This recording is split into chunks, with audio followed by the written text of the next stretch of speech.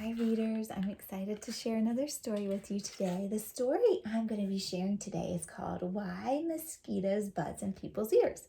And it's retold by Verna, Aardema, illustrated by Leo and Diane Dillon. And this is an African tale, and that means that it's a story that's been told many times over, at first by word of mouth, and then someone decided that this is a great story that I want to make sure is written in a book. So they've created a picture book for us to read, and that's what we'll be reading today.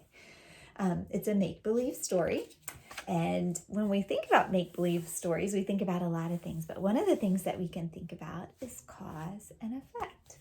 And the cause is the reason why something happens. So, cause, the reason something happens. Effect is the result of what happened. So for instance, it's a hot sunny day. And that's the cause. It's a hot sunny day. And as a result, my popsicle melted. That is something that happened because it was hot outside. And often in fiction stories, there are characters, right? There are always our characters, right? And they are going to do some things in the story. They're going to have actions, and their actions are going to create effects. So thinking about cause and effect will help us understand how the story might go. If they make a choice, then their choice is going to have some results. And those results can be bad or good, and they can really take the story into different places. So thinking about cause and effect will help us understand what's going on with the characters in this story. So we're going to be thinking about that as we read our story. And as we're reading, I want you to be on the lookout for two special words. The first one is startled. And startled means that you kind of jump out of fear. So this picture of this girl, she's startled by the spider. She might jump out of fear because she sees a spider. And the next word is alarmed. Alarmed means you warn others of danger. And in the story, there are animals, and they will alarm the other animals of danger in the story. So the monkey alarmed the other animals. So warn them of danger. So this little girl is warning the friend, there's a ball coming, watch out. All right, so remember that we're going to think about cause and effect, something that happens in this story, and then the results of that. All right, so let's get started. I'll be showing you that. We'll be thinking about it together, and you'll help me find some cause and effect in our story as we go. Some causes and effects, and there are lots of them. One big cause for a lot of effects, and then small ones as we go through. All right, Why Mosquitoes Buzz in People's Ears, a West African tale retold by Verna, Aardema, illustrated by Leo and Diane Dillon. One morning, a mosquito saw an iguana drinking at a water hole. The mosquito said, "Iguana, you will not believe what I saw yesterday." "Try me," said the iguana. The mosquito said, "I saw a farmer digging yams that were almost as big as I am." "What's a mosquito compared to a yam?" snapped the iguana grumpily. "I would rather be deaf than listen to such nonsense." Then he stuck two sticks in his ears and went off, meek, meek, meek, through the reeds. The iguana was still grumbling to himself when he happened to pass by a python. The big snake raised his head and said, "Good morning, iguana." The iguana did not answer, but lumbered on, bobbing his head, "Batamin, batamin." "Now why won't he speak to me?" said the python to himself. "Iguana must be angry about something. I'm afraid he's plotting some mischief against me." He began looking for somewhere to hide.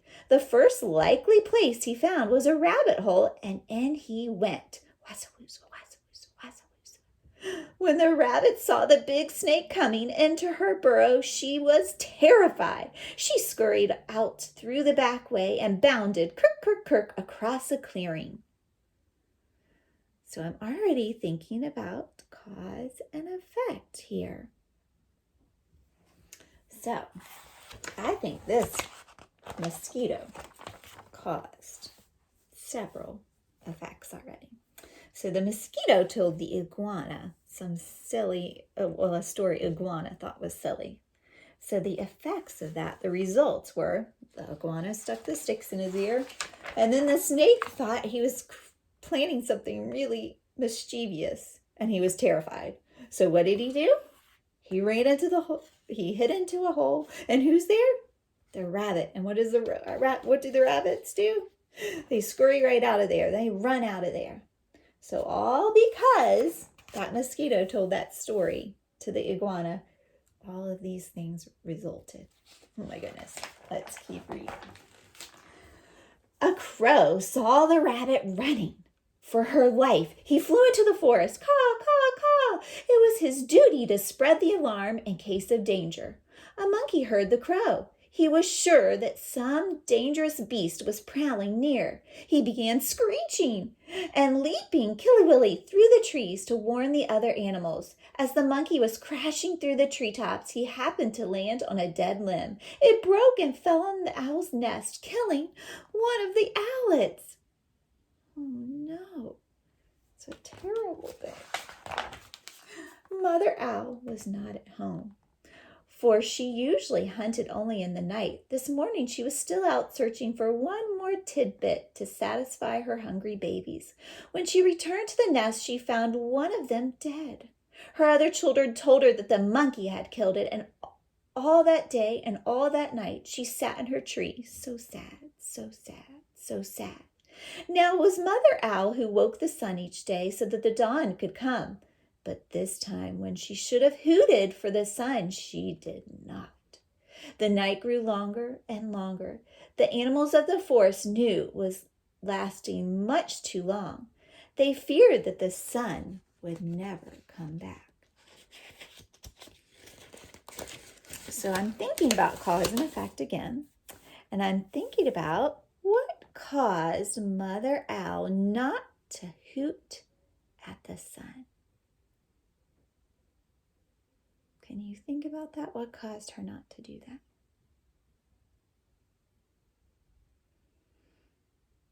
Were you thinking about how the crow cawed and then that made the monkey think that he needed to warn, he needed to send out the alarm to all the other animals, and he did so, and as he was doing so, he ran through the trees, and one of the tree limbs broke and hit the baby owl and killed it. So now the owl's so sad she won't hoot.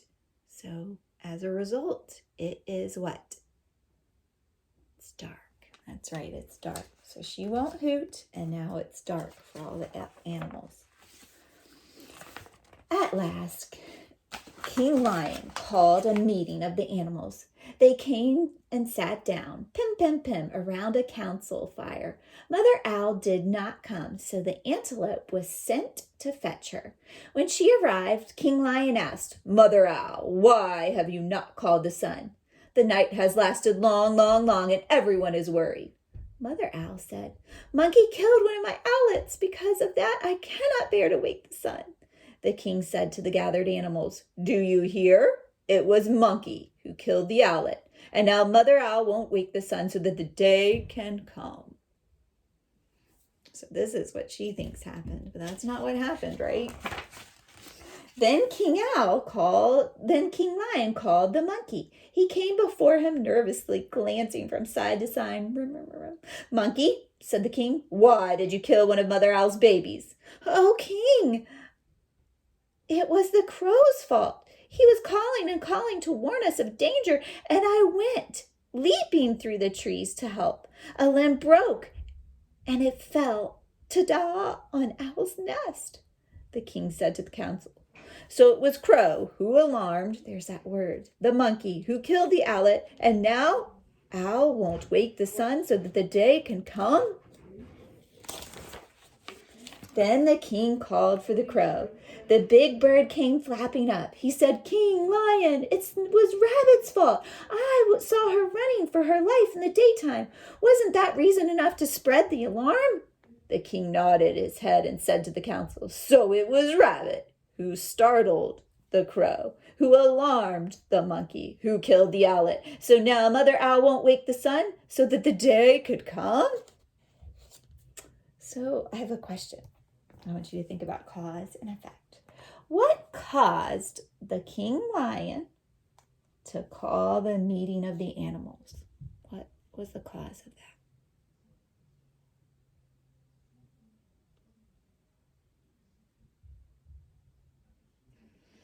Did you say it was dark? The sun wasn't coming out, right? That caused the lion to, and all the other animals to be worried. That's right. And why did the sun not come out? Oh yeah, the owl didn't hoot to make the sun come out, right? And that happened because of all those other reasons, right? So many results, so many effects of one cause in the very beginning. The lion called the rabbit. The timid little creature stood before him, one shriveling paw drawn up uncertainly. "Rabbit," cried the king, "why did you break a law of nature and go running in the daytime?"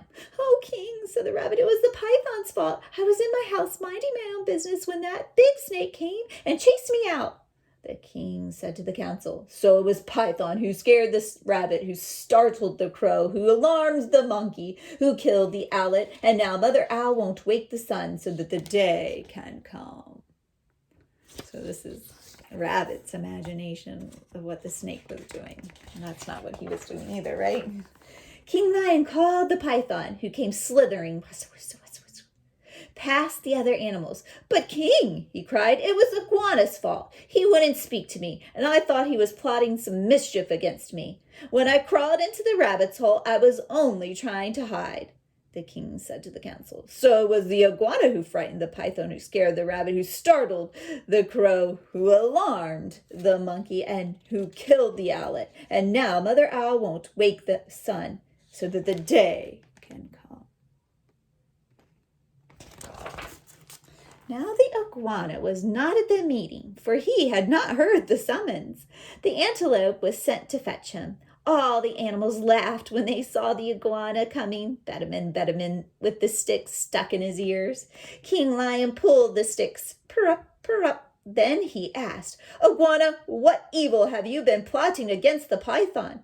None at all," cried the iguana. "Python is my friend." "Then why wouldn't you say good morning to me?" demanded the snake. "I didn't hear you and even see you," said the iguana. "Mosquito told me such a big lie, I wouldn't bear to listen to it, so I put sticks in my ears." Laughed the lion. "So that's why you had sticks in your ears?" "Yes," said the iguana. "It was the mosquito's fault." King Lion said to the council, "So it was Mosquito who annoyed the iguana, who frightened the python, who scared the rabbit, who startled the crow, who alarmed the monkey, who killed the owlet. And now Mother Owl won't wake the sun so that the day can come." So look, this was this beginning sentence about it was the mosquito saying that annoying story. And now look at all the results, all those effects because of that one cause. "Punish the mosquito," called all the animals. When Mother Owl heard, she was satisfied. She turned her head toward the east and hooted, "Hoo, hoo, hoo," and the sun came up. Meanwhile, the mosquito had listened to all from a nearby bush. She crept under a curling leaf and was never found and brought before the council. But because of this, the mosquito had a guilty conscience. To this day, she goes about whining in people's ears. "Zee, is everyone still angry at me?" When she does that, she gets an honest answer. Kapooey! Smacked. So what caused the mosquito to be smacked? She caused it to herself, right? At the very beginning, she was the cause of all the results, all the effects in the story. So remember, good readers, think about cause and effect so that we can understand what the characters' actions and the effects that their actions have to the storyline. So if you're in Miss G's class, she has a special project for you. She wants something Chicago public schools are doing or working on projects at home. So she wants you to work on a project. And we thought it would be fun if you use this story. So I want you to think about one of your favorite characters in the story. Think about one that you like the most. And I want you to gather up some things at home that you have. Don't get anything new. It's not anything you need to be worried about getting. Just a piece of paper will work if you only have paper, or if you have some old recyclable trash that you could use that. And you're going to create an animal, and any one of the animals from the story that you liked. Be creative, okay? Then have fun. And as you think about your character, I want you to think what they did in the story and some of the results, their effects of what they did. So for instance, my son helped me out and he created this owl. Do you see his owl? He used a paper towel roll and drew some facial features and some wings and made it look like the owl. And remember that the owl was silent, right? And her being silent did what? What were the effects of her being silent? It stays dark, right? And that worried all the animals. And then they had to have a meeting. And then they finally figured out what happened with her baby owl. So her being quiet was the cause, and a result was it stayed dark, right? That's an effect, and that was a big effect in the story. All right, and so my little kindergartner made a rabbit. That was her favorite character. And what did the rabbit do in the story? What was the rabbit's action? Yeah, it ran through the forest, and that caused what were some effects? Yep, the crow was worried, and then the crow started making its caw noises, and then that made the monkey alarmed and scared, so he thought he needed to go through the forest and warn people, and then the limb fell. And then my son also made a lion just out of paper and drew it. That was his favorite character. And then we have a snake. My kindergartner made this snake. She thought, it was cute, but she used a bottle and some paper. So your job is to go create an animal and then just think about what did they cause in the story and what were some effects of their actions. Have fun. Enjoy it. Thank you for reading.